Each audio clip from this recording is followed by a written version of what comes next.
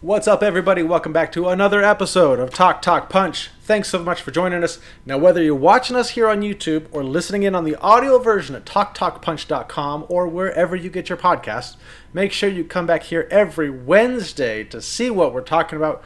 Kind of like this week's topic. This is a spoiler-free review of The Suicide Squad. Just came out last week. We're going to talk about it.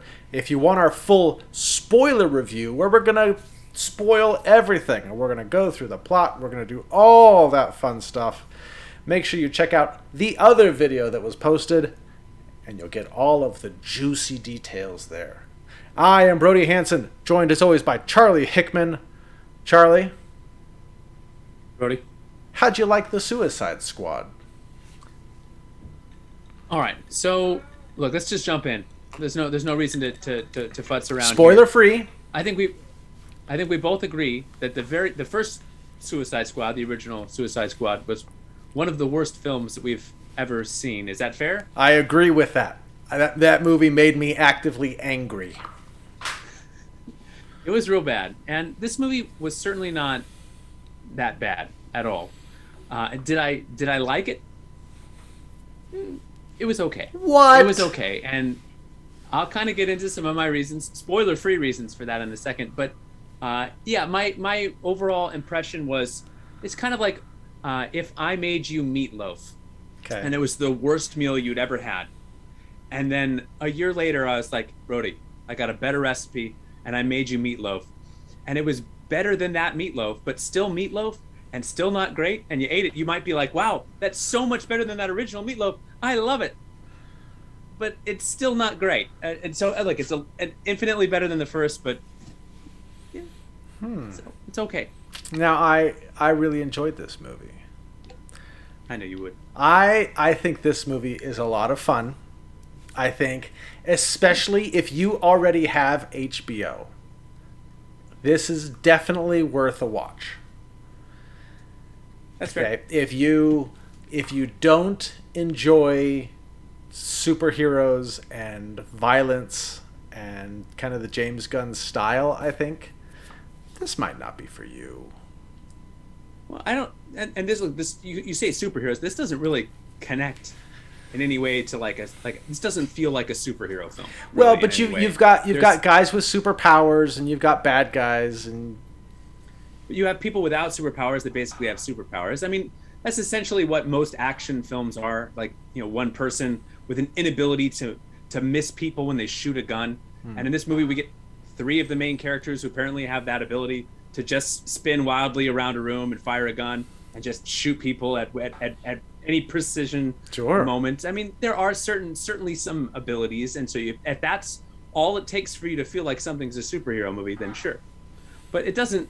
This certainly doesn't feel like. So anyway, if you don't like the Marvel movies in general, or that kind of superhero thing, I don't think that this is like similarly toned in any way. So there's a chance you might. This is more like, to me, like Expendables, Shoot 'em Up. okay.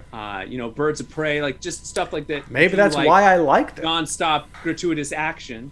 This is for you. Sure. And it's also very funny. I laughed a lot in this movie. You didn't laugh? Charlie.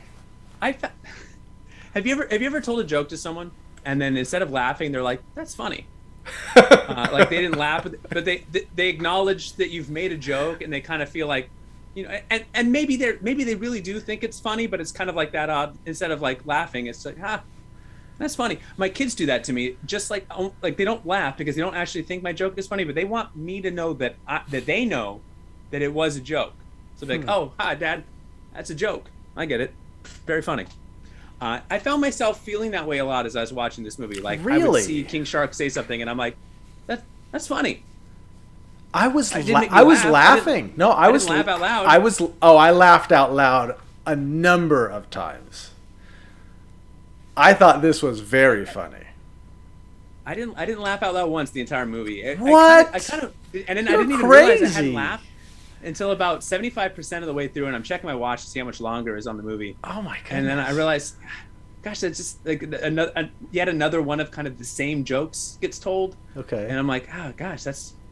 Look, if you thought that if you watched the trailer and you laughed out loud at the trailer, there's a lot of the same joke Sure. in the movie. And so if you watch the trailer and like me thought, that's funny, that's clever, that's good, then you probably aren't going to necessarily be laughing out loud because it's a lot of just the same joke throughout. It's like the same kind of sense of humor. A lot of the jokes are pretty repetitive.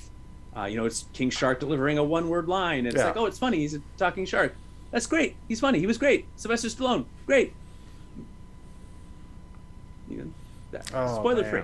I'm trying to, there's other jokes. I didn't laugh out loud. That doesn't mean it's not a funny movie. I just didn't I wasn't chortling or chuckling or making any audible noises. But Charlie, if it's a funny movie, you laugh at it. You can't say I didn't laugh, but it's a funny movie. There's movies that if you watch a serious drama and you're going through it, you're not laughing at the movie. You don't think it's funny. Sure. I saw Batman. Batman, one of the Batman movies in the theaters, Batman vs Superman, and he's rising out of the cave in the beginning, and everyone in the theater just starts laughing hysterically because the bats are lifting him out, and then it turns out it's a dream sequence. Yeah. That wasn't supposed to be funny, but we were laughing. These are intentional jokes, and just because maybe they didn't make me laugh out loud doesn't mean I think it's not a funny movie. It just didn't hit me at that moment. Maybe I was in the wrong mood. Maybe it was that I was alone watching it. Maybe 20-year-old me, maybe I was too old for this. 20-year-old me probably would have loved this movie and would have a very different vibe on it. But yeah, I don't know. I like characters. I like character development. I like story and plot. And this movie is very light on all of that. And even the character development is my least favorite kind of character development, where they're sitting in a car or something and they're like, let me tell you this very serious 1-minute backstory story about my life. This is my origin story. And then someone else is like, oh yeah? Well, this is my very 1-minute, encapsulation of my entire character.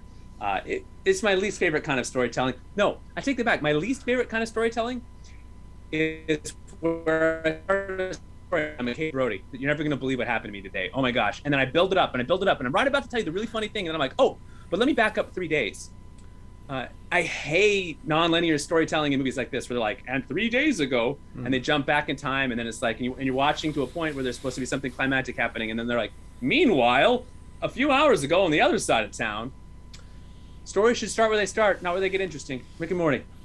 It's a good quote. Wow. I liked this movie. I really enjoyed it. I actually look forward to watching this movie again. I do. Oh, yeah. I don't think I'm ever going to watch it again. You just hate the DC universe, Charlie. You do, man.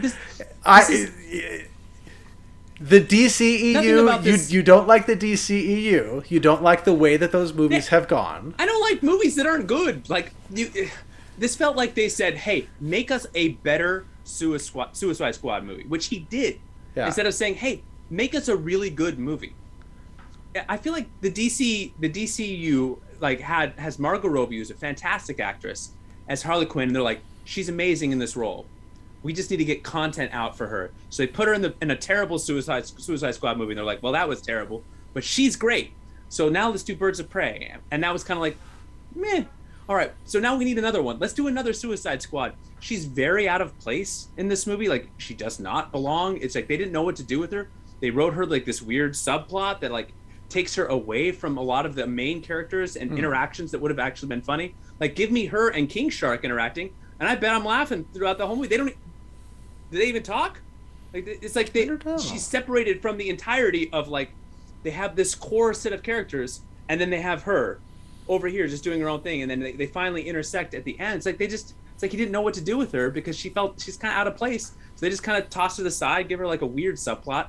Which we'll talk about more in the spoiler zone. I look forward to that. And then kind of merge it back together, but it just didn't work for me. It was very... Oh, see, I didn't mind that. There's some don't you want stories to make sense? Why are they all in a... All right, I'm trying...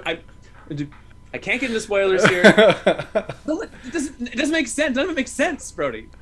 I mean, look, I know, superhero movies, there's a suspension of disbelief, but within that, give me a story, give me a plot, give me something that makes a little bit of sense. Didn't make any sense. So how would you recommend this for people? If they would you say if people liked Deadpool, would they like this movie? What's a fair comparison where we can either recommend it or not recommend it? So some of the, if you liked Birds of Prey, I think you'll like this. If you liked, I mentioned The Expendables or Shoot 'Em Up, like movies like that are light on like character development and plot. So if you don't like that pesky dialogue business, you just want to see some like there's some style here. There's some really well shot action sequences. Like it's not like it's all bad. I don't mean to be like doom and gloom. I'm just kind of playing up, I think, some of my dislikes because you liked it so much. Yeah. There's some really great sequences, some really amazing shots. James Gunn is a talented director. Idris Elba is fantastic. I think there's some good performances where there's room to perform. But if you like Deadpool, just the action sequences of Deadpool, that's great. I think Deadpool's funnier. I think Deadpool has more heart. I think Deadpool has more story and more character development. Like it gives you like characters that you root for and feel for and care about. This movie does not. So just depending on it's probably a good popcorn flick. Put it on with some friends or put it on like when you're just in the mood to see some people get their heads blown up and enjoy it. Like I think the villain, the main bad guy at the end, I thought was ridiculous, and I believe, correct me if I'm wrong, is made fun of in other comic books, which we'll talk about more in the spoiler zone. It's, I think, a well-known like ridiculous character that everyone hates, and then they kind of toss it in there at the end, and I didn't feel like it worked real well. But again, if you just want to see some stylistic, it's terrible, bro. Like the anyway, better than the original Suicide Squad main. For sure. But, I mean, come on. Yeah, that's a low bar. There's more I want to say. I'm trying to catch myself from revealing any pieces of information. But if you like that kind of nonstop like action, go for it. Yeah. I didn't care for Shoot 'Em Up. Like there was no plot. There's no story. Man, it was one just of my favorite movies of all time. He's shooting them up. One of the favorite movies of all time. All right. Well, I think we're good on the spoiler-free stuff. I liked it. Charlie was a bit more iffy on it. I give it like a 60, like a 60%. Oh, interesting. Which makes it a tomato on the tomato meter if we're doing Rotten Tomato. I'd give it a solid 80. Okay, there you go. In that range, 60 to 80. There you go. Yeah. Worth it. Brody, you're absolutely right. If you have HBO Max and you're curious, watch it. 100%. Yeah, you might as well. But I wouldn't buy a subscription for it. There's enough stuff on HBO. Go watch our HBO episode, and you'll find out some of the good stuff you can see on HBO. Linked below. All right, I think that's going to wrap it up for the spoiler-free version. Click below Charlie for some more videos that we have. Click below me to subscribe. We've got a lot of videos like this. Find the spoiler-filled version. We're gonna dive deep into this thing. I'm gonna talk about all the stuff that I like that are spoiler stuff. Charlie's gonna talk about all the stuff he doesn't like, which is pretty much the whole movie. All right, we'll talk to you guys later.